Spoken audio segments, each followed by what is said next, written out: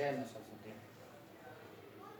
आज मैं आपको पढ़ाने जा रहा हूँ। कल पढ़ाए थे प्रकाश के गुण, दो चीज़ पढ़ाए थे। आज पढ़ाने जा रहे हैं प्रकाशिक माध्यम। प्रकाशिक माध्यम मतलब प्रकाश जिससे होकर गुजरती है उसे प्रकाशिक माध्यम कहते हैं। जिससे होकर गुजरती है मतलब पानी में से भी गुजरती है, टार्च जलाएंगे अगर पानी में से होकर गुजरती है। हवा भी एक माध्यम है, हवा से होकर प्रकाश गुजर रही है। तो जिस माध्यम से होकर के प्रकाश गुजरती है उसे प्रकाशिक माध्यम कहते हैं।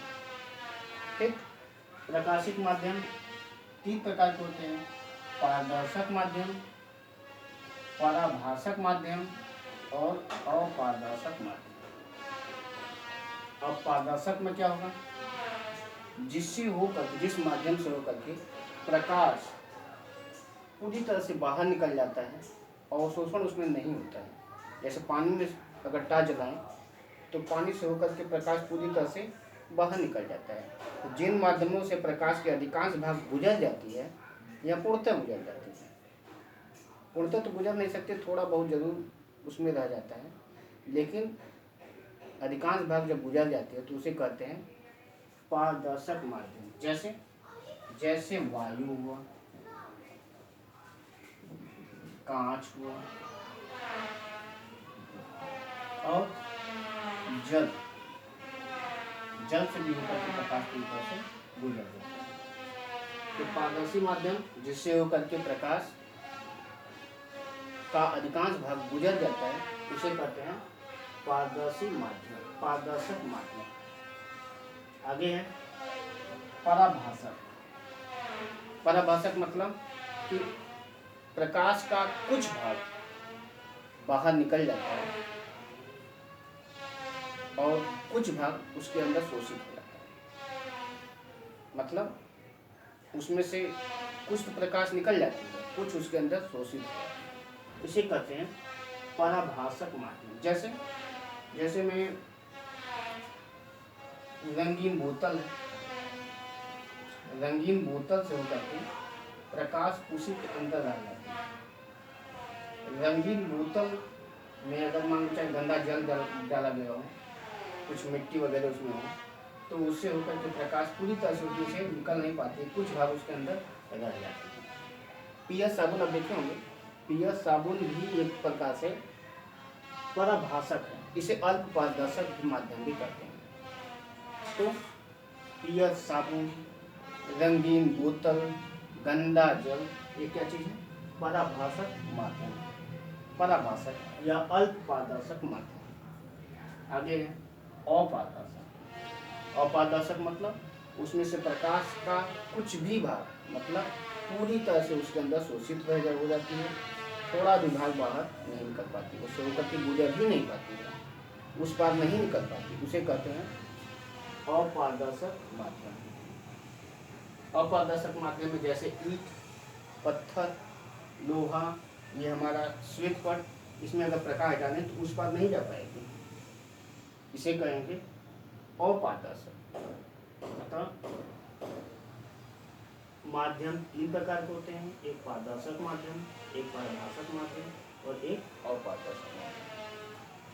पारदर्शक माध्यम वह माध्यम जिससे होकर के प्रकाश पूरी तरह से बाहर निकल जाए, उसे कहते हैं पारदर्शक माध्यम। वह माध्यम जिसमें से प्रकाश का कुछ भाग शोषित हो जाता है, अधिकांश भाग बाहर निकल जाता है, या अधिकांश भाग शोषित हो जाता है, कुछ भाग बाहर निकल जाता है, उसे कहते हैं पराभाषक माध्यम। जैसे रंगीन बोतल, जैसे गंदा जल, जैसे पीएच साबुन। ठीक। अपारदर्शक माध्यम क्या चीज होता है? जिससे होकर के प्रकाश न निकलता है, अर्थात प्रकाश का कुछ भी भाग बाहर न निकलता। जैसे लकड़ी, लोहा, ईंटा, पत्थर, आपके सामने जो चीज दिखाई दे, हम भी अपारदर्शक हैं, हमारा होकर के प्रकाश नहीं जा पाएगा, तो इसे कहेंगे अपारदर्शक माध्यम। ठीक। अब आगे आता है प्रकाश। प्रकाश किरण जब किसी स्रोत से प्रकाश निकलती है, जैसे ये है लो मोमबत्ती जल रही, इससे होकर के प्रकाश ऐसे निकलती है।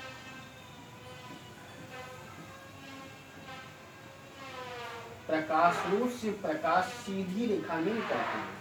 कल तुमने बताया नहीं था, प्रकाश स्रोत से प्रकाश सीधी रेखा में निकलती है, इसे कहते हैं सरल रेखा में गमन करती है, इसे कहते हैं प्रकाश किरण। ये प्रकाश किरण कई किरणों को मिलाकर के प्रकाश पुंज बनता है। कई किरणें मिलकर के प्रकाश पुंज बनती है। प्रकाश पुंज एक जगह से होकर निकलती है या एक जगह पर मिलती है, अर्थात प्रकाश किरण प्रकाश स्रोत से प्रकाश किरणों के रूप में सीधी रेखा में निकलती है। कई प्रकाश किरणों को मिला करके प्रकाश पुंज करते हैं। प्रकाश किरणें समूह में चले तो प्रकाश पुंज है, और सिंगल अगर रहे तो उसे कहते हैं प्रकाश किरण। प्रकाश किरण कई अगर हो तो उन्हें तीन भागों में प्रकाश पुंज के आधार पर तीन भागों में बांटा जा सकता है। अगर कई प्रकाश किरणें कई प्रकाश किरणें एक ही जगह आके मिल रही हैं, जिनकी मुख एक ही तरफ हो, उसे कहते हैं प्रकाश किरण। एक बार किरण को ऐसे परिभाषित किया जाता है सरल रेखा में, और तीर यह बनाया जाता है। तीर इस तरह से बनाने का मतलब हुआ कि तीर की दिशा प्रकाश किरण की दिशा, प्रकाश स्रोत इधर है और प्रकाश किरण इधर जा रही है। प्रकाश किरण को ऐसे बनाया जाता है, एक रेखा खींच दिया जाएगा और उसमें एक बाण का निशान लिखा जाएगा। यह प्रकाश किरण है। कई प्रकाश किरण अगर एक ही बिंदु पर मिल रही है, और कई प्रकाश किरण एक ही बिंदु पर अगर मिल रही है तो उन्हें कहते हैं अभिसारी प्रकाश पुंज।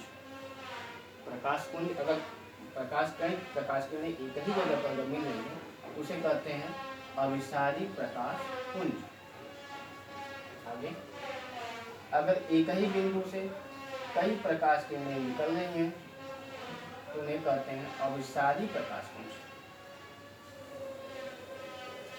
यदि कई किरणें एक दूसरे से समांतर हों, प्रकाश स्रोत जब बहुत दूर होता है, जैसे सूर्य से आने वाली प्रकाश किरणें लगभग समांतर होती है, लगभग नहीं 100% समांतर होती है, बहुत दूर।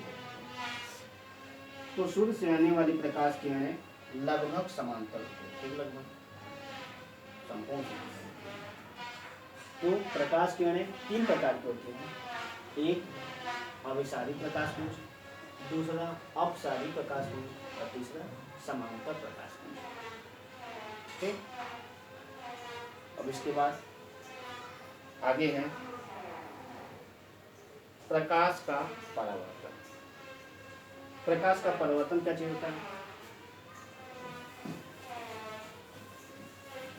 प्रकाश का परावर्तन मतलब है कि जब हम आईना को विज्ञान में दर्पण कहते हैं,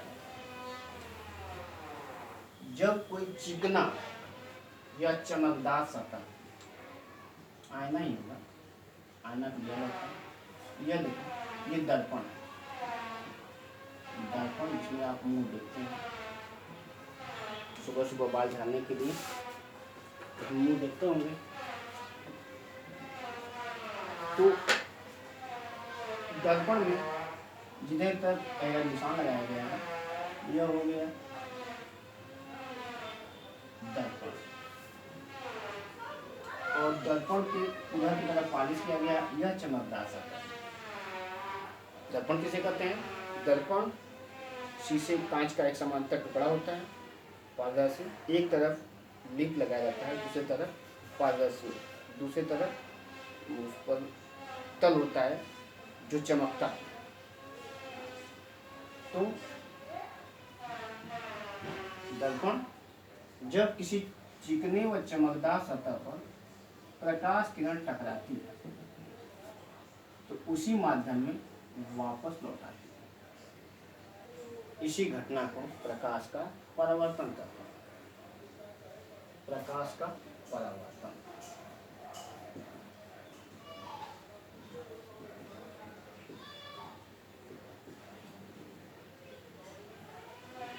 जब किसी चिकने व चमकदार सतह पर प्रकाश पड़ती है तो उसी माध्यम में वापस लौट आता है। इस घटना को प्रकाश का परावर्तन। प्रकाश के परावर्तन में कुछ जरूरी चीजें हैं जो आपको समझना पड़ेगा। जो प्रकाश दर्पण की तरफ जाती है, जो प्रकाश किरण दर्पण की तरफ जाती है उसे कहते हैं आपतित किरण।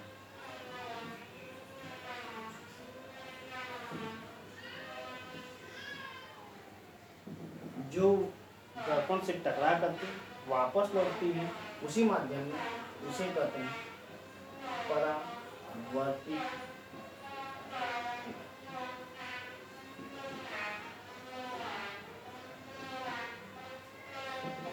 और जिस बिंदु पर दर्पण की जिस बिंदु पर आपतित किरण टकराती है, जिस बिंदु पर मिलती है उसे कहते हैं आपतन बिंदु।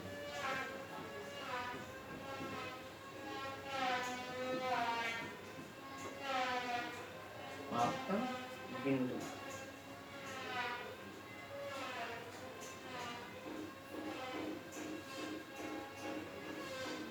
ये है आपतित किरण, ये है परावर्तित किरण और यह है आपतन बिंदु। आपतन बिंदु पर दर्पण के तल के लंबवत अगर एक रेखा खींचा जाए तो इस रेखा को कहा जाता है आपतन। यह आपतन। दूसरी बात, दर्पण किसे कहते हैं? दर्पण कांच का एक समतल टुकड़ा होता है जिसके एक तरफ पॉलिश की गई होती है, कभी कभी गोली भी होता है। तो कांच का एक सपाट समतल टुकड़ा होता है जिसके एक तरफ पॉलिश की गई होती है, दूसरा तरफ चमकदार होता है। इसे कहते हैं दर्पण। दर्पण दो तरह का होता है, एक समतल और एक गोली। समतल, जब यह तल समतल हो तो उसे समतल कहते हैं, और जब गोली हो तो उसे कहते हैं गोली दर्पण। ऐसे बनाया जाता है, यह ऐसे बनाया। तो गोली दर्पण अभी आपको बाद में पढ़ाएंगे, नेक्स्ट वीडियो में डालेंगे। ये गोली दर्पण है और यह समतल। समतल दर्पण पर प्रकाश अगर पड़ती, जब किसी समतल दर्पण पर प्रकाश का परावर्तन में, आपको ये बताना समतल दर्पण नहीं, वहाँ पर यह लिखना पड़ेगा जब किसी दर्पण ही नहीं, तो किसी चमकदार सतह पर प्रकाश आपतित होती है तो उसी मार्ग में वापस लौट आती है। इस घटना को प्रकाश का परावर्तन कहते हैं।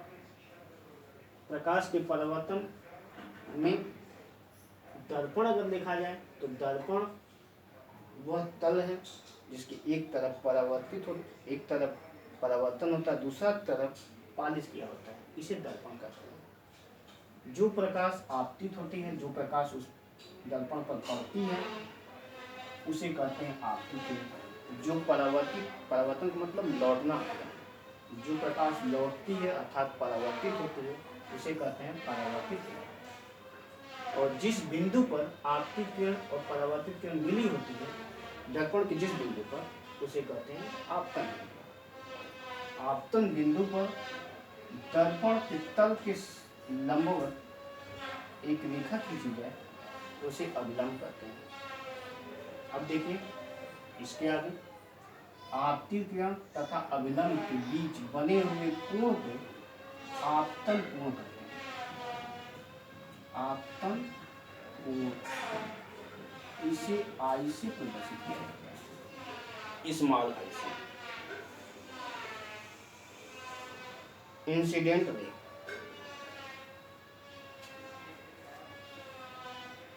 अभिलंब और परावर्तित किरणों के बीच में जो कोण बनता है उसे कहते हैं परावर्तन। परावर्तन, इसे इसे स्मॉल आर से प्रदर्शित किया जाता है। इसे कहा जाता है रिफ्लेक्टिव रे। Reflected ray.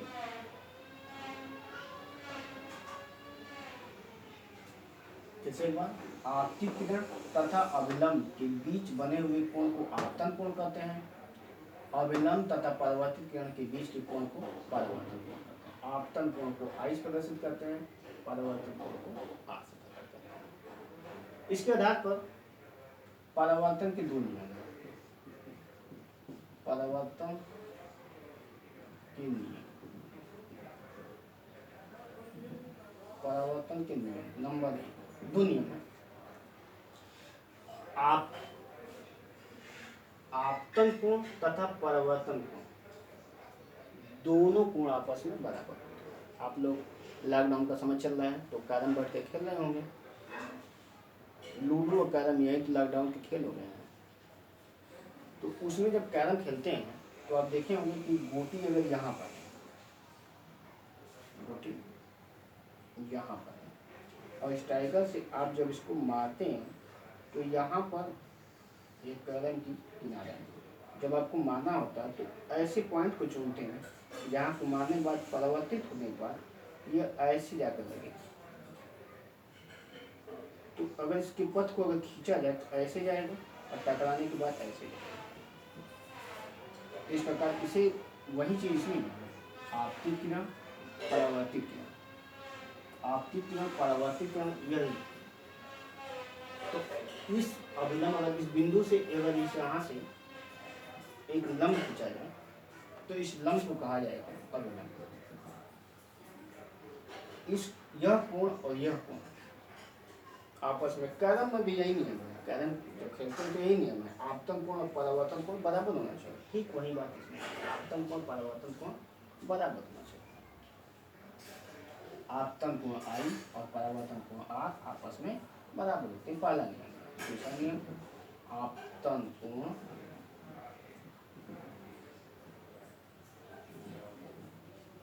बराबर परावर्तन कोण,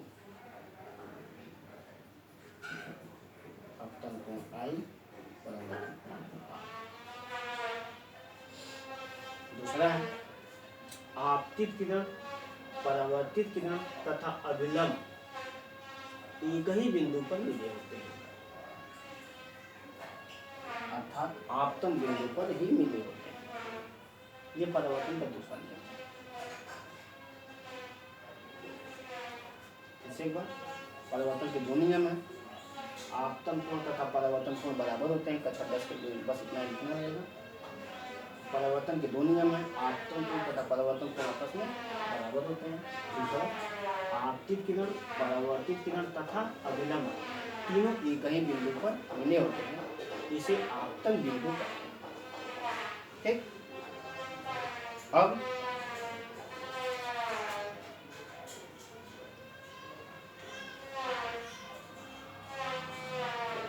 आपको प्रकाश की उत्क्रमणीयता बता देना है और आज का वीडियो समाप्त हो जाएगा। इसी के साथ प्रकाश की उत्क्रमणीयता बता दूंगा और आज आपकी पढ़ाई बंद हो जाएगी, फिर कल पढ़ाएंगे।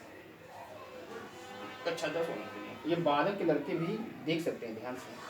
कक्षा 10 और 12 दोनों को ध्यान से देखें, क्योंकि 12 का कोर्स यहीं से शुरू होता है और 10 का ये काली से समझने वाली चीज़ है। तो 12 के लड़के भी ध्यान दें।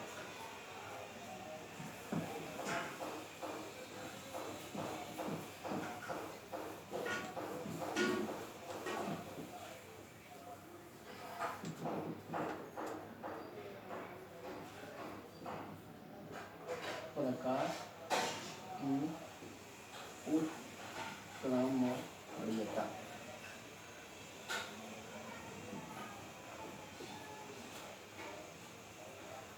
प्रकाश की उत्क्रमणीयता।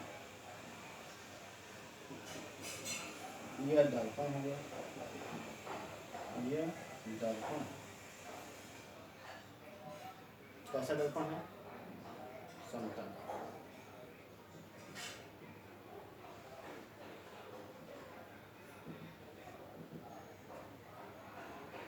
ये प्रकाश किरण जा रहे हैं,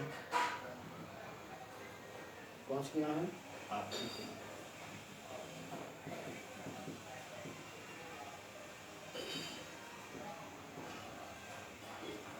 उसी कोण को बाहर निकलेगी, इसे कौन सा कोण किरण कहेंगे? परावर्तित किरण। और यह क्या चीज़ है, क्या बताते हैं? आपतन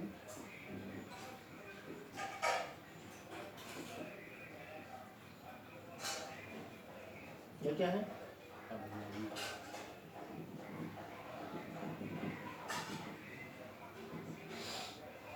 यह क्या चीज़ है?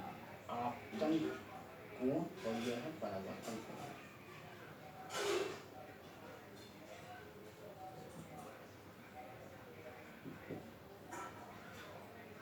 ये है आपतन कोण और ये है परावर्तन कोण। अगर आपतित किरण को बदलकर इधर, जिधर परावर्तित किरण पर डाला जाए तो परावर्तित किरण आपतित किरण को प्रदर्शित करेगा। मतलब अगर उल्टा करें, आप परावर्तित किरण की तरफ आपतित किरण डाला जाए, उसी कोण पर डाला जाए, तो आपतित किरण की ओर परावर्तित किरण निकलती है। यही है प्रकाश की उत्किरणीयता। उत्किरणीयता मतलब उल्टा। प्रकाश के परावर्तन की घटना के बाद प्रकाशित किरणों को आपतित किरण की ओर डाला जाए तो आपतित किरण परावर्तित किरण के भांति व्यवहार करती है, अर्थात प्रकाश में अपने गमन पथ को उत्क्रमणीयता का गुण निहित होता है। प्रकाश के इस गुण को प्रकाश की उत्क्रमणीयता कहते हैं।